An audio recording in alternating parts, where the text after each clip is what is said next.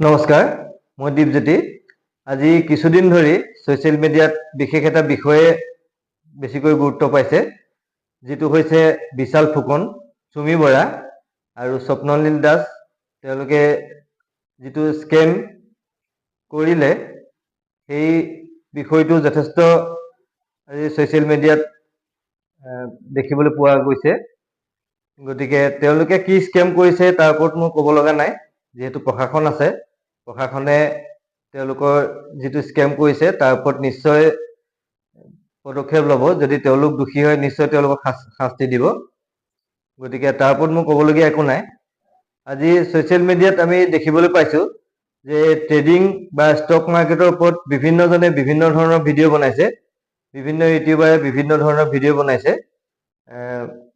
YouTuber বুলি ক'লে মই আচলতে সকলোকে ক'ব খোজা নাই। কিছুমান ইউটিউবাৰে এনেকুৱা ধৰণৰ ভিডিঅ' বনাইছে যে ট্ৰেডিং মানে যেন এটা স্কেম হে। তেওঁলোকে এই ধৰণে ক'ব বিচাৰিছে যে ষ্টক মাৰ্কেট এটা স্কেম হে বা ট্ৰেডিং এটা স্কেম হে। সেই ধৰণে কিছুমান বিশেষ নলেজ নোলোৱাকৈ যি ধৰণে কিছুমান চালে বেৰে কোবোৱা কথা কৈ ভিডিঅ' বনাইছে ষ্টক মাৰ্কেটৰ ওপৰত, সেই কথাটোৰ ওপৰতহে মোৰ আচলতে ক'ব লগা আছে। গতিকে স্কেম কৰিছে, স্কেমাৰসকলক প্ৰশাসনে শাস্তি দিব, সেইটো এটা বেলেগ বিষয়। কিন্তু এনেকুৱা ধৰণে বুজোৱা হৈছে যেন ষ্টক মাৰ্কেটেই স্কেম বা ট্ৰেডিঙেই স্কেম। মই ভিডিঅ'টিৰ জৰিয়তে এইটোৱে ক'বলৈ বিচাৰিছোঁ সকলোকে যে ষ্টক মাৰ্কেট মানে স্কেম নহয় আৰু ট্ৰেডিং মানে স্কেম নহয়।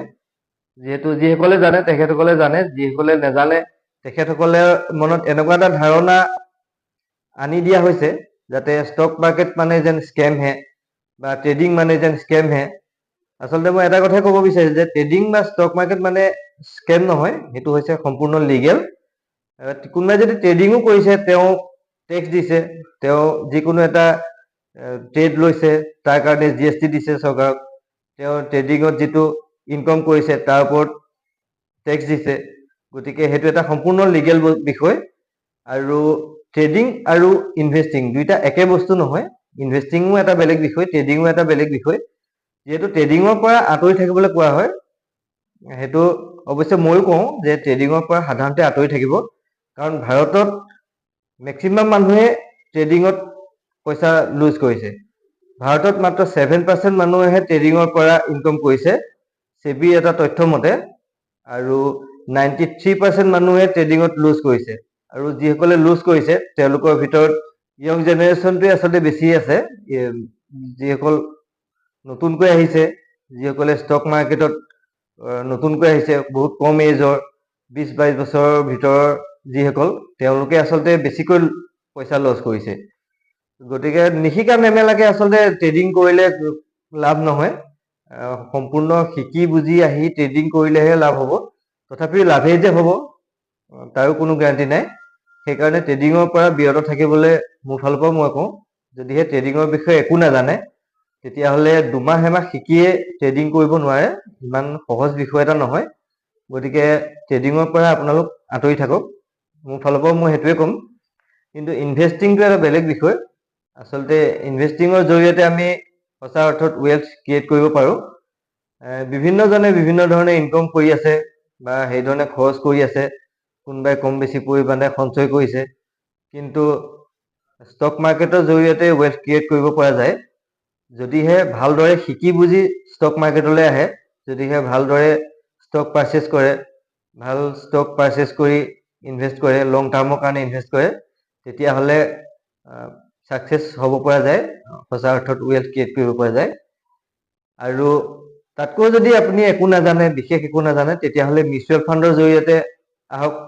মিউচুৱেল ফাণ্ড কৰক। মিউচুৱেল ফাণ্ডৰ জৰিয়তেও ৱেল্থ ক্ৰিয়েট কৰিব পৰা যায়। মন্থলি SIP কৰিব পাৰে। মন্থলি SIP জৰিয়তেও ভাল ৱেল্থ ক্ৰিয়েট কৰিব পাৰে। আৰু যিকোনো কথা শুনি, যাৰ তাৰ কথা শুনি যিকোনো জেগাতে ইনভেষ্ট নকৰিব। যিহেতু ছেবি ৰেজিষ্টাৰ কিছুমান ব্ৰকেজ ফাৰ্ম আছে, তেওঁলোকৰ তাত ইনভেষ্ট কৰিব।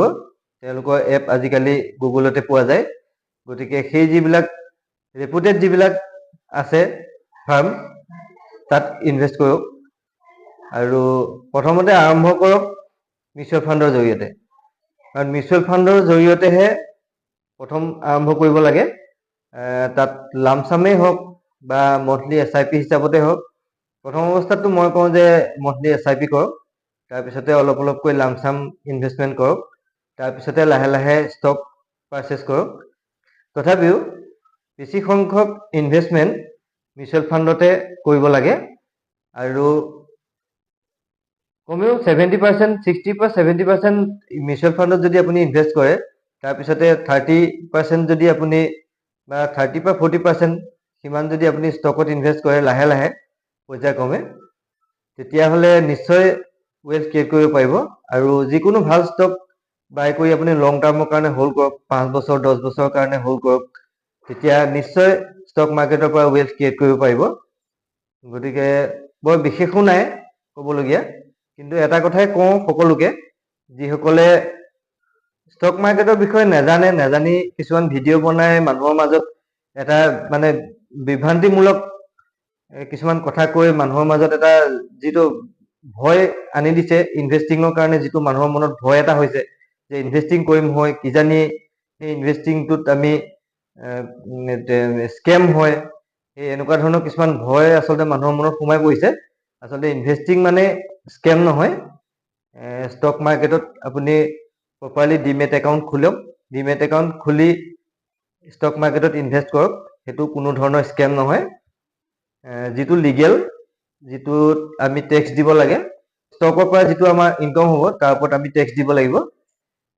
গতিকে সেইধৰণে ইনভেষ্ট কৰক।